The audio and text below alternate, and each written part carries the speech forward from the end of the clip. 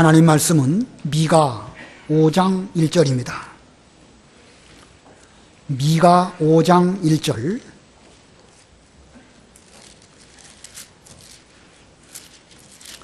구약성경 바른성경으로 1139페이지 미가 5장 1절입니다.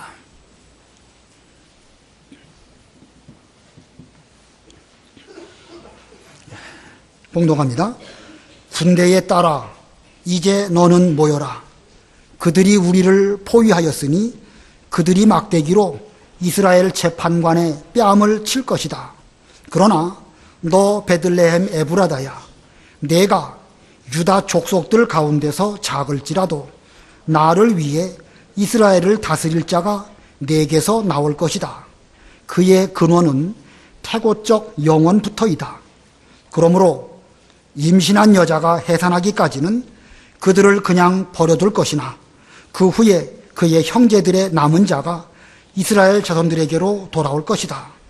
그가 여호와의 능력, 곧 여호와 그의 하나님 이름의 위엄으로 서서 꼴을 먹이실 것이다. 그리하여 그들이 평안히 거할 것이니 이제 땅 끝에서까지 그가 크게 될 것이다. 그는 그들의 평화가 될 것이다. 거기까지 봉독하겠습니다. 2절 중반절 보면 나를 위해 이스라엘을 다스릴 자가 내게서 나올 것이다 라고 말씀하였습니다.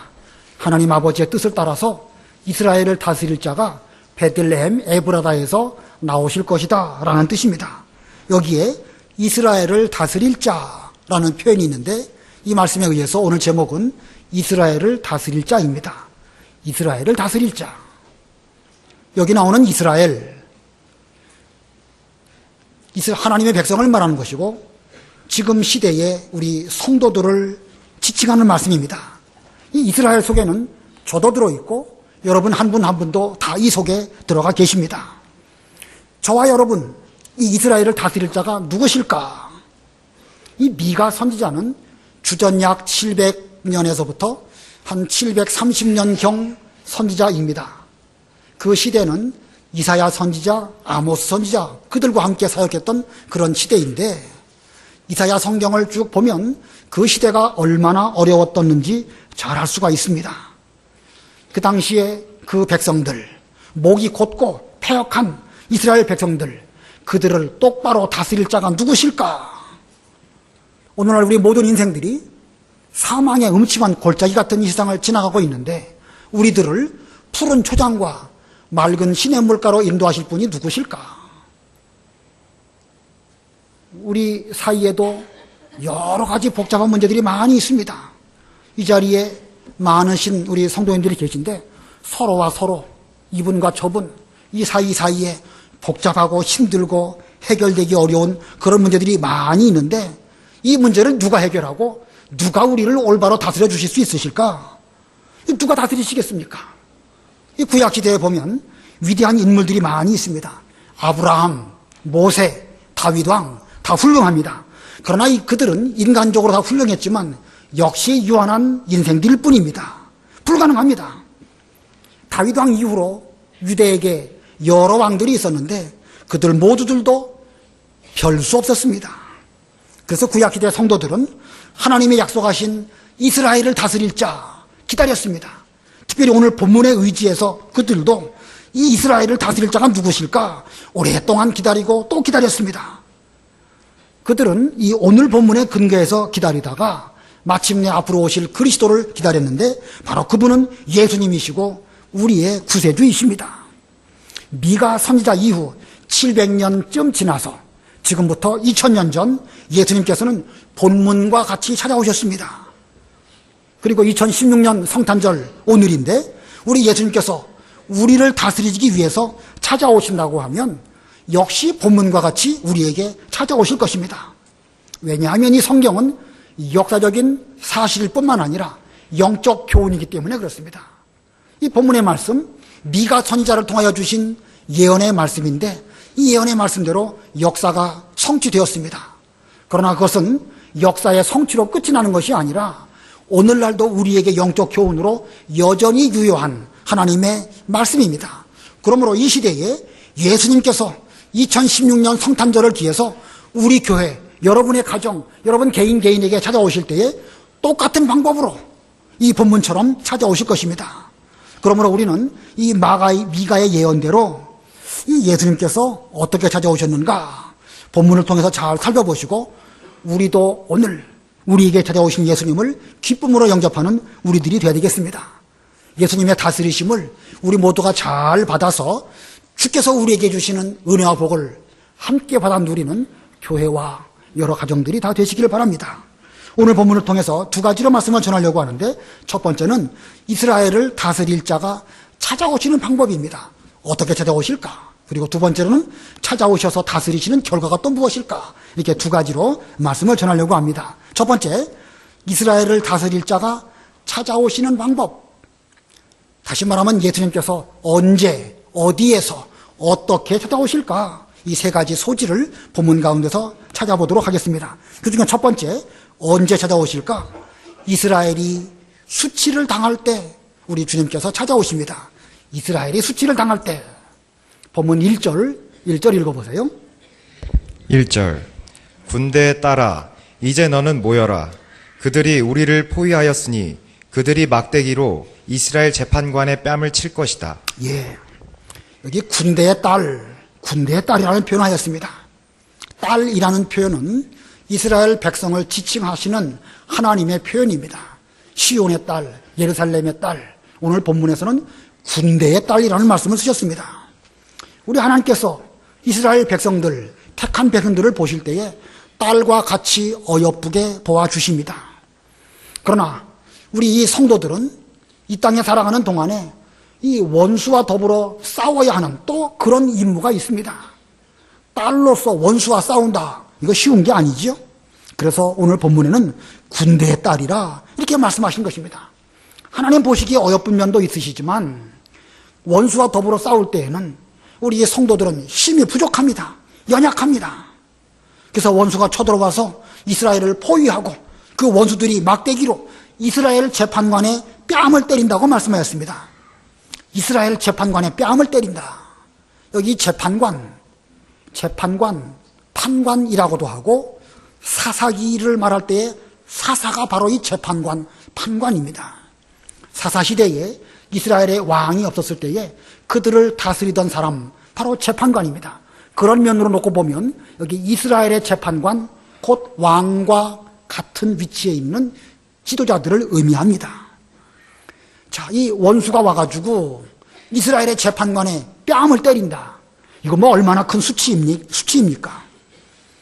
미가 선지자 이후 오랜 기간 동안 이 이스라엘 백성들은 여러 민족들에게 많은 수치와 멸시를 받았습니다.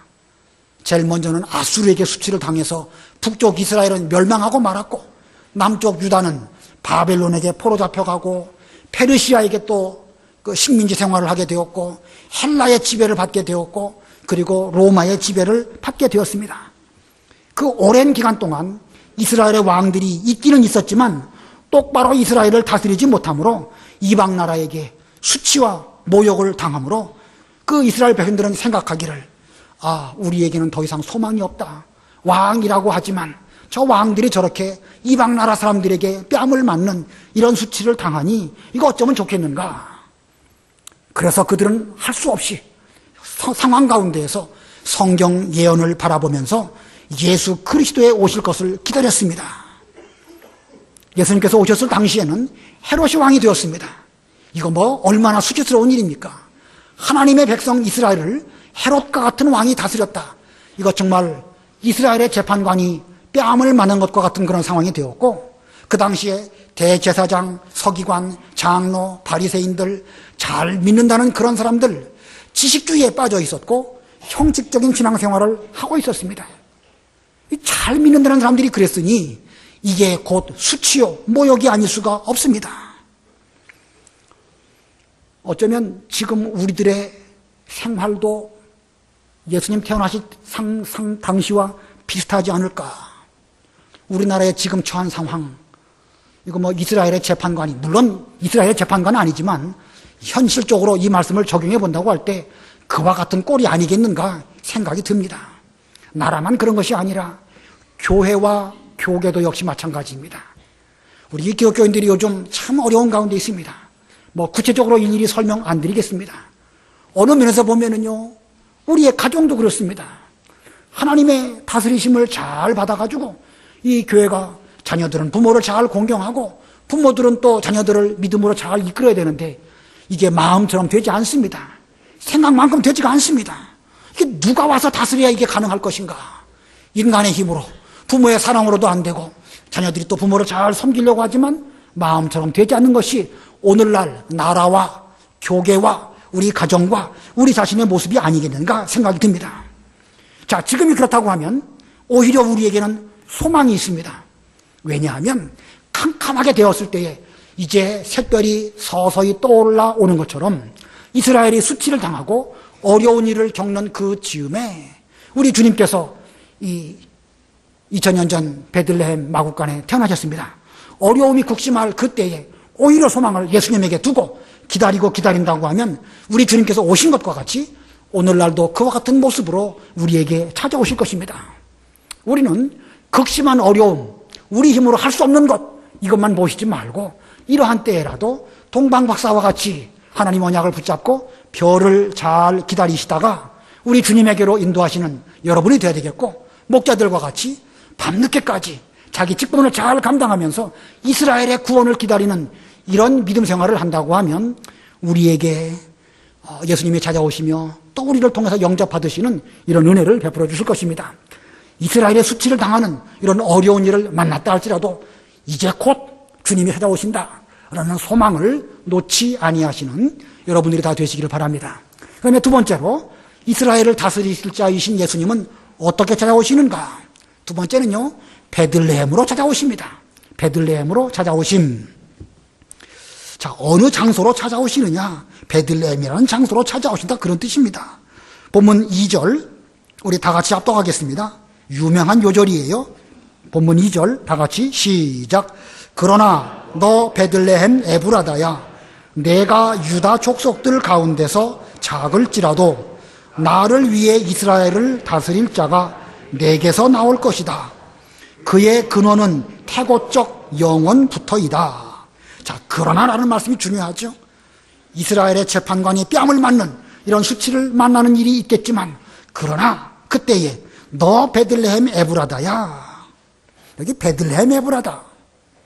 가나안 땅에 베들레헴이라고 하는 도시가, 성읍이 두 군데 있습니다. 저 갈릴리 북쪽 지방에 있는 베들레헴도 있고 남쪽 유다 지방에 있는 베들레헴도 있는데, 여기 베들레헴 에브라다라는 표현은 에브라다라고 하는 지역에 있는 베들레헴이라는 작은 성읍을 지칭하는 것입니다. 이 베들레헴, 떡집이라는 의미지요. 떡집. 또 이새의 아들 다윗의 고향입니다. 자, 그래서 베들레헴 에브라다야, 유다 족속 가운데 작을지라도 나를 위해 이스라엘을 다스릴 자가 너에게로부터 나올 것이다 라는 말씀은, 본문의 말씀은 하나님께서 그리스도를 이 땅 위에 보내주실 때에 다윗의 자손으로 오실 것을 언약한 말씀이고, 또한 바로 이 베들레헴으로에서 태어나실 것을 계시하신 것입니다. 오늘 본문의 2절 말씀, 아주 중요한 말씀이 들어있습니다. 앞으로 이스라엘을 다스릴 자로 오실 그리스도 예수님은 다윗의 자손으로 오실 것이다 라는 언약의 말씀이고, 그분께서 태어나실 때에 베들레헴에서 태어나실 것이다 라고 하는 계시의 말씀입니다. 이 언약의 말씀, 2절의 말씀 어떻게 성취되었는가? 우리가 지난주 오예배 시간에 누가복음 1장 통해서 어느 정도 우리가 배우셨던 것 같은데, 로마 황제 가이사 아구스토가 천하의 모든 사람들은 자기 고향으로 가서 호적을 새롭게 등록하라고 명령을 내렸습니다. 이 고향이 베들레헴이지만 그 북쪽 가나안 땅 북쪽에 있는 나사렛 지역에서 와서 살고 있었던 요셉과 마리아, 그들은 황제의 명령에 의해 가지고 베들레헴으로 갈 수밖에 없었습니다. 그 즈음에 만삭이 된 그 이 마리아, 이 베들레헴에 오기는 왔는데 만삭된 그 몸으로 어디 들어가 머물 곳이 없었습니다. 여관은 이미 다 가득 차게 되었고, 마리아를 위해서 방을 내어줄 사람들은 그 즈음에 아무도 없었습니다. 이렇게 해서 이스라엘을 다스릴 자이신 예수님은 마구간에 태어나셨고 그분을 누이실 만한 그런 침상 같은 것들이 없어가지고 결국 말구유 안에 누이시게 되었습니다. 이는 마리아가 예수님을 낳고 말구유에 누이셨다라기보다는 하나님이신 예수님께서 유대 땅 작은 마을 베들레헴 그 마구간 말구유에 찾아오신 것입니다. 인간의 관점으로 볼 때는 마리아가 예수님을 낳고 그리고 마구간 말구유에 누이셨다 이렇게 예수님이 피동적으로 오신 것처럼 여겨지지만 우리 예수님은 창조주 하나님이시요 마리아라고 하는 여인을 통해서 오셨고 예수님 오실 때는 마구간 말구유에 찾아오신 이런 예수님의 모습으로 찾아오셨습니다. 이스라엘을 다스리실 우리 예수님께서 그런 모습으로 찾아오셨다는 것입니다. 왜 예수님께서는 베들레헴으로 찾아오셨을까? 그 베들레헴 아까 말씀드린 것처럼 하나님의 언약이 있는 곳이기 때문에 그렇습니다. 다윗의 자손 왕의 계통을 따라서 오실 분이시기 때문에 베들레헴으로 오실 수밖에 없습니다. 이게 하나님의 언약이기 때문에 그렇습니다. 또 왜 예수님은 말구유에 누우셨을까? 이스라엘을 다스릴 자이신 예수님은 그분의 근원은 태고적 영원 전부터 계셨던 그런 분이십니다. 그런데 그분이 우리를 다스리실 때에는 무슨 무력이나 권력이나 세상적인 총과 칼로 다스리시는 것이 아니고 낮아지심으로 겸손으로 평화로 우리를 다스리시는 그런 모습을 보여주시기 위해서 우리 예수님께서는 마구간 말구유에 찾아오셨습니다. 가장 낮은 자리에서 우리를 섬기시고 자신의 목숨을 우리의 생명의 대속물로 주시기 위해서 이렇게 낮고 천한 가운데서 찾아오신 것입니다. 우리 예수님 찾아오셨을 때에 온 예루살렘이 소동하고 헤롯의 궁전은 시끄러웠습니다. 대제사장들과 서기관들 그리스도가 어디에서 나시겠느냐라는 질문을 들었을 때에 그들은 오늘 본문 이 미가서 5장 2절의 말씀을 척 찾아가지고 예수님이 오신다고 하면 그리스도가 오신다고 하면 베들레헴에서 나실 것이다 이렇게 말해 주었습니다. 그들은 성경을 잘 알고 있었지요. 지식적으로 잘 알았습니다. 그러나 실제로 그들은 베들레헴까지 가서 이스라엘을 다스릴 자이신 예수님을 온전히 영접하지 못했습니다. 왜냐하면 그들은 그만큼 낮아지지 못했습니다. 성경을 통해서 하나님의 언약을 지식적으로는 안 왔을지 몰라도 그 언약을 붙잡고 언약대로 자신을 낮추어서 자신을 다스리시기 위해서 찾아오신 예수님을 영접하지 못했기 때문에 결국 그들은 예수님의 다스리심도 받지 못하였고 그들은 주님과 상관없는 그런 길을 걸어가고 말았습니다.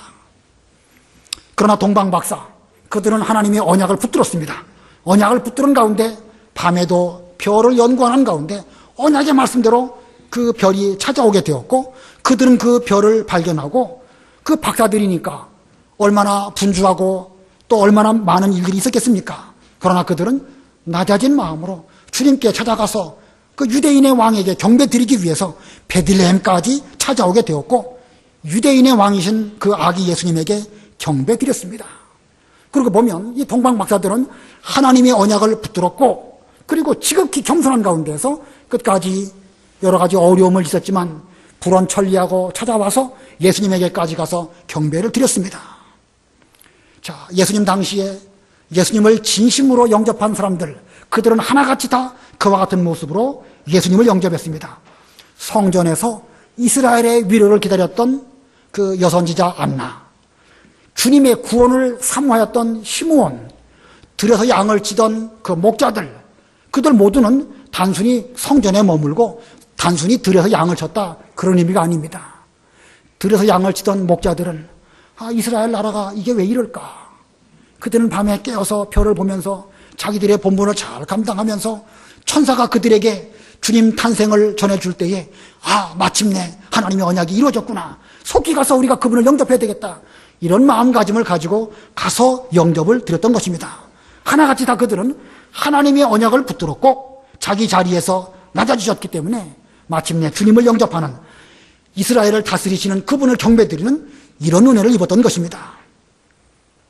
그러므로 오늘날 우리 모두들도 우리를 다스리시기 위해서 오늘 성탄절 우리에게 찾아오신 주님을 진심으로 영접하시려고 하신다고 하면 우리 모두들도 이 성경 말씀 하나님의 언약을 믿음으로 붙들어야 됩니다.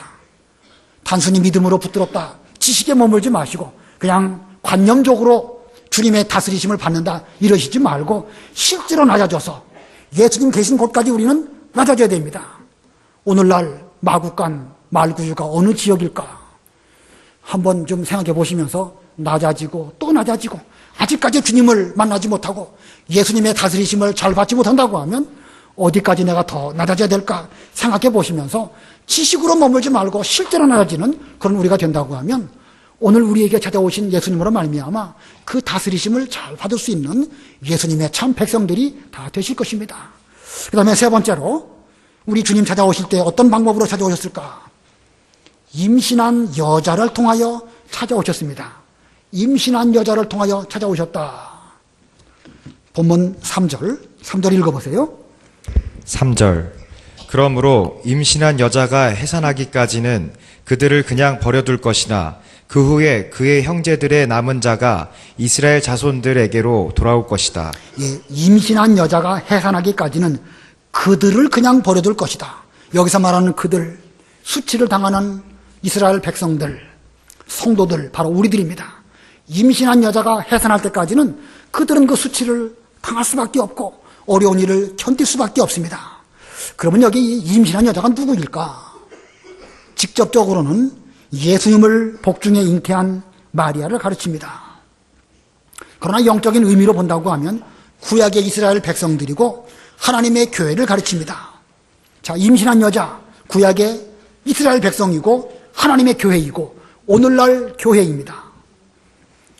미가서 4장 8절로 10절 읽어보세요. 미가서 4장 8절.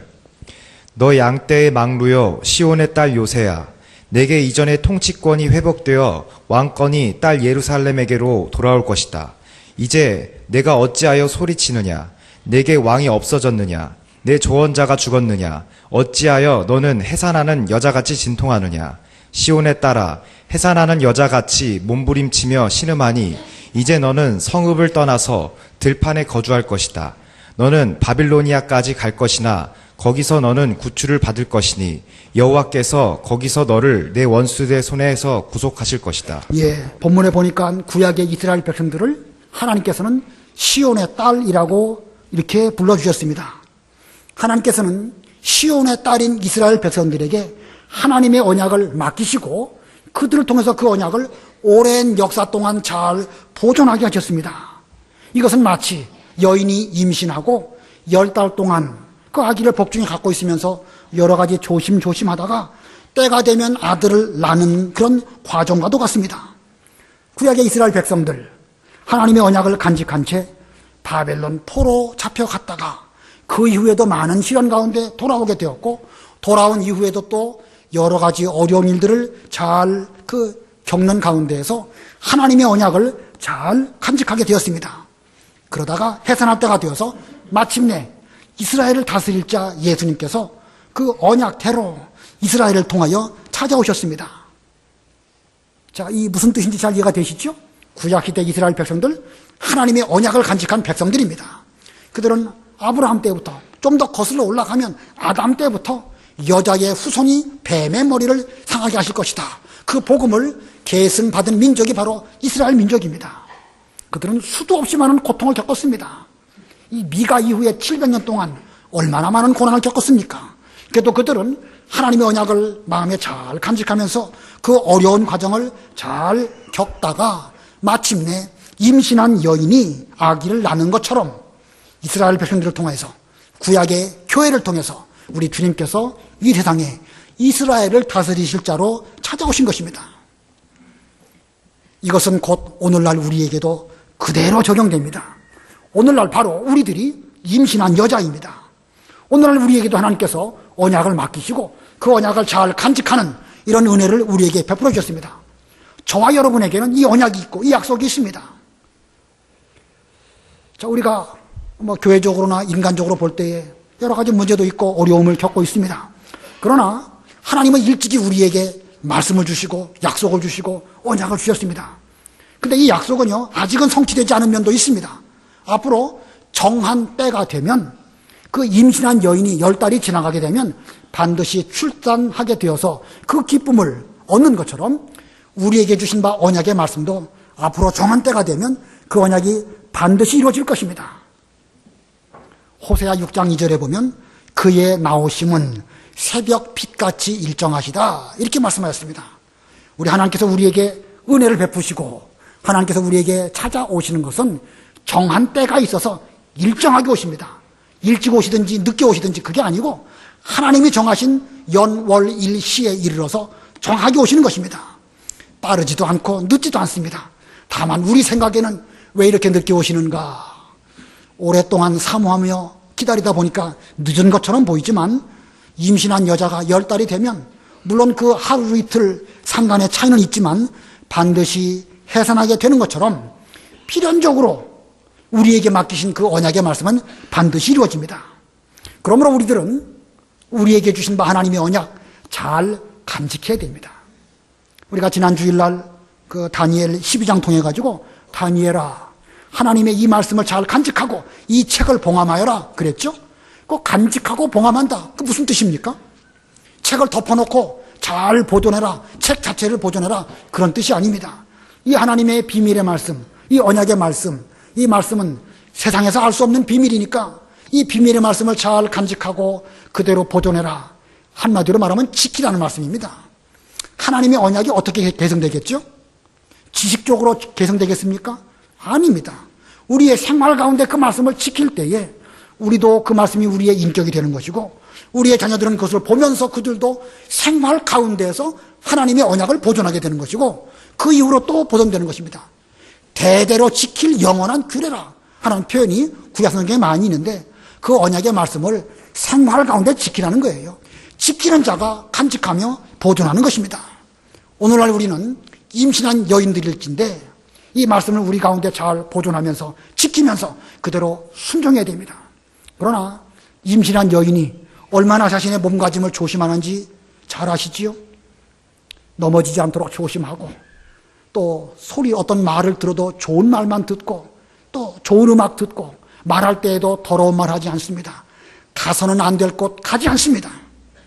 이게 임신한 여자가 자신의 자녀를 위해서 조심하는 생활일진데 오늘날 우리의 주변이 여러 가지로 복잡하고 힘들고 더럽고 추한 이런 가운데 살고 있을지라도 우리는 조심해야 됩니다.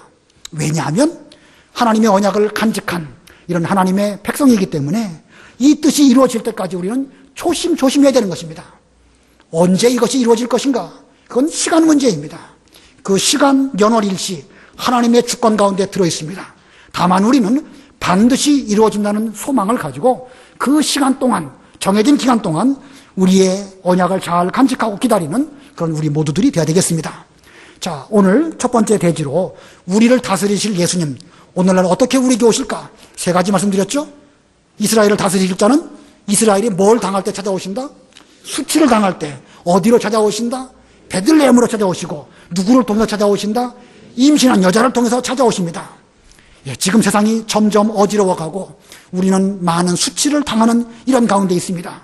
그러나 반드시 하나님의 언약을 간직한 교회, 하나님의 언약을 간직한 성도, 그들을 통해서 찾아오시는데 우리가 그들이 되기 위해서는 베들레헴 마구간까지 우리는 낮아지고 겸손해서 주님을 잘 영접할 때에 우리를 통해서 우리 주님께서 찾아오시고 우리를 또한 잘 다스려 주실 것입니다. 이런 은혜를 받으시는 여러분들이 다 되시기를 바랍니다. 그 다음에 두 번째로 예수님이 이스라엘을 다스리시는데 다스리신 결과가 무엇일까? 두 번째 대지는 이스라엘을 다스리신 결과입니다. 여기 3절 하반절부터 5절 이 상반절까지 예수님께서 이스라엘을 다스리실 때에 일어날 일들을 쭉 말씀하셨습니다. 그 3절 하반절 보면 그 후에 그의 형제들의 남은 자가 이스라엘 자손들에게로 돌아올 것이다. 여기 남은 자가 돌아온다고 그랬죠? 예수님께서 다스리신 결과 첫 번째는요, 남은 자가 돌아올 것입니다. 4절 보면 그가 여호와의 능력, 곧 여호와 그의 하나님 이름의 위엄으로 서서 꼴을 먹이실 것이다. 그리하여 그들이 평안히 거할 것이니 이제 땅 끝에서까지 그가 크게 될 것이다. 우리 예수님의 통치가 이제 점점 넓어지는데 넓어져서 어디까지 넓어지실 것이냐? 땅 끝까지 예수님의 통치가 임하신다라고 말씀하셨습니다. 그래서 두 번째는요, 예수님의 통치, 다스리심은 땅끝까지 이른다. 그 다음에 세 번째는 5절입니다. 그는 그들의 평화가 될 것이다. 이스라엘 다스릴 자의 그 결과는 그들의 평화가 될 것이다. 그러므로 세 번째는 예수님은 우리의 평화가 된다는 것입니다. 자, 세 가지 했습니다. 이스라엘을 다스리신 결과 세 가지. 첫 번째가 뭡니까? 남은 자가 돌아오고, 두 번째는 예수님의 통치가 땅끝까지 미치고, 세 번째는요, 예수님은 우리의 평화가 되신다. 자, 이게 무슨 뜻일까? 이 미가라는 선지자, 예수님 전 700년 전 사람인데, 이 700년 기간 동안 이스라엘은 상당히 어려운 일을 겪었습니다. 특별히 바벨론 포로로 이스라엘 백성들이 다 흩어졌습니다. 흩어진 이후에 70년 만에 돌아온 그런 경우도 있었지만 여전히 흩어져서 돌아오지 못한 그런 사람들이 많이 있었습니다. 그러다 보니까 그 가운데는 남은 자도 있고 흩어진 자도 있습니다. 같은 유대 백성인데 어떤 사람은 가나안 땅에 남은 자도 있었고 갔다가 돌아온 사람도 있었고 흩어져가지고 뿔뿔이 이산가족된 이런 상태도 있었습니다. 그들은 서로 그리워하기도 했지만 나중에는 서로 반목하며 어려운 가운데도 있었습니다. 사도행전 6장을 보면 초대교회에 성도들이 있었는데 그 성도들을 크게 둘러 나눈다고 하면 헬라파 유대인, 히브리파 유대인이 있었습니다. 히브리파 유대인, 내내 가나안 땅에 살았던 그런 유대인들을 가르치는 말씀이고, 헬라파 유대인들은 여기저기 흩어져 있다가 이제 그 복음을 믿고 예루살렘으로 돌아와서 거기서 초대교회를 구성하고 있는 그런 사람들입니다. 그들 사이에도 여러 가지 어려운 문제들이 있었기 때문에 사도들이 집사를 세우자 이런 말들이 있지 않았습니까? 이런 일들이 그 유대인들, 이스라엘 백성들의 현실이었습니다. 그러나 이스라엘을 다스릴 자이신 예수님께서 오신 이후 그들은 그 형제의 남은 자들이 다 돌아와서 예수님으로 말미암아 한 형제, 자매가 되어서 한 교회를 이루고 예수님의 지체가 되었습니다. 심지어 유대인과 이방인 사이에도 막힌 담이 있었는데 그 담이 다 주님의 십자가로 말미암아 무너지고 이제 모든 사람들이 주님 안에서 한 형제, 자매가 되는 이런 은혜를 입었고, 이 복음은 땅끝까지 이르러서 우리에게까지 복음이 미치게 되어서 저희도 영적 이스라엘 백성이 되었고 저희도 영적 유대인이 되었습니다. 그리고 그 주님의 통치로 말미암아 이제 우리 가운데 평화가 임하게 되었습니다. 전에는 서로 미워하고 반목했지만 예수님의 다스림을 잘 받을 때에 평화가 찾아오는 그런 은혜를 입게 된 것입니다. 오늘 새벽에 우리가 이사야 9장을 배웠는데 중요한 본문이니까 한번 읽어보겠습니다. 이사야 9장 6절로 7절 읽어보세요. 이사야 9장 6절. 한 아기가 우리를 위해 태어났고 한 아들을 우리에게 주셨는데 그 어깨 위에 통치권이 있으며 그 이름은 위대한 상담자라, 전능하신 하나님이라, 영존하시는 아버지라, 평강의 왕이라 불릴 것이다. 그의 통치력은 확대되고 평화는 끝이 없을 것이며 다윗의 보좌에 앉아서 그 나라를 굳게 세우고 지금부터 영원까지 공평과 정의로 그것을 보존할 것이니 만군의 여호와의 열심히 이 일을 이루실 것이다. 예, 여기 6절 하반절에 맨 끝에 우리 예수님을 평강의 왕이라고 부릴 것이라 라고 말씀하셨고, 평강의 왕께서 다스리실 때에 그의 통치력은 땅끝까지 이르게 될 것이고, 예수님의 다스리심은 정의와 공의로 그 평화의 나라를 잘 보존하시다가 이제 영원한 천국으로 우리들을 인도해 주실 것이라고 예언해 놓고 있습니다. 이 본문의 말씀, 평강의 왕으로 우리를 다스리시는 것, 이것은 오늘날 우리들에게도 그대로 적용되는 말씀입니다. 지금 우리와 우리 사이의 관계가 어떻습니까? 우리 한 500여 명 성도들이 여기 모여서 신앙생활하고 있는데 다 우리 서로 사랑합니다. 분명 사랑하는 것은 분명합니다. 그러나 사랑하려고 하지만 내 마음가짐이 부족하고 또 상대방의 얼굴을 볼 때 상대방도 뭔가 나의 사랑을 받아들일 만한 준비가 안 된 것처럼 보이기도 합니다. 또 실제로 또 미워하는 것도 있습니다. 어렵고 힘들고 옛날에는 사랑했다가 미워지게 되었고 미워하다가 또 사랑하게도 되었고 뭐 복잡한 인간관계가 우리 사이에도 있는데 이 모든 일들을 누가 어떻게 해결하겠습니까? 뭐 목사가 와가지고 설교 잘하면 될 걸로 생각도 해보았지만 저 자신이 보기에도 어림도 없는 일입니다. 좋은 대통령을 뽑아놓으면 우리나라를 잘 다스릴 줄 아는데 결국 이스라엘을 다스릴 자는 역시 그 분들도 부족할 뿐입니다. 이렇게 즐거운 성탄절일지라도 우리가 예수님의 다스림을 제대로 받지 못한다고 하면 우리는 참 이스라엘 백성 될 수 없고 우리 가운데는 진정한 평화가 찾아올 수 없습니다. 우리 문제의 궁극적인 해결, 예수님께서 찾아오셔가지고 우리를 다스려 주시지 않는다고 하면 이건 방법이 없습니다. 예수님께서 우리를 다스리실 때에 반드시 그 평화가 우리 가운데 충만하게 될 것입니다.